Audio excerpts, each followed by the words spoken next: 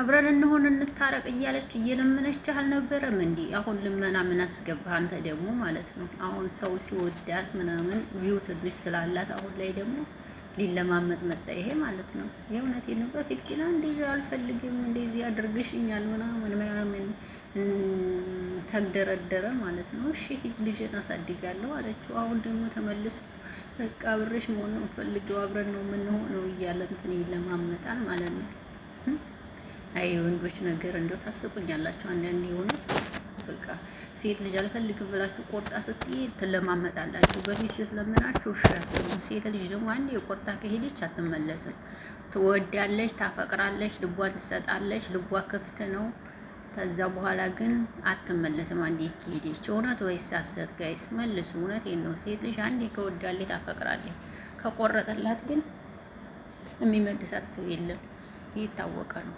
እኔም ባልናገረው እናንተም ታውቃላችሁ። እና ሸበላው ለምኑ እንዲል ነው እንግዲህ ማለት ነው። ይሄ በቃ መለመን አለብሽ። ለምኝ እንግዲህ ለይለምንሽ በቃ ትንሽ አስለምኙና ይለምንሽ ነው።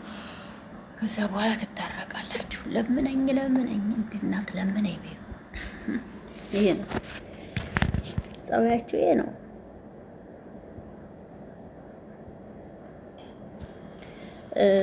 እና ይሄ ነው ጋይስ።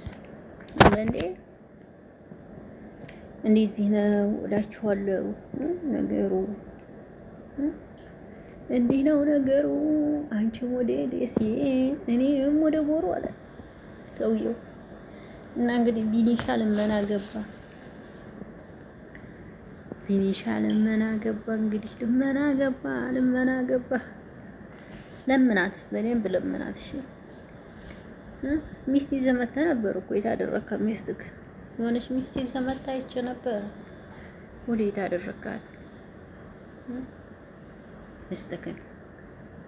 ለማንኛውም ውዶችዬ ሰላማችሁ ይብዛልኝ ለማለት ነው። በቃ ያልከው መልካም ቆይታ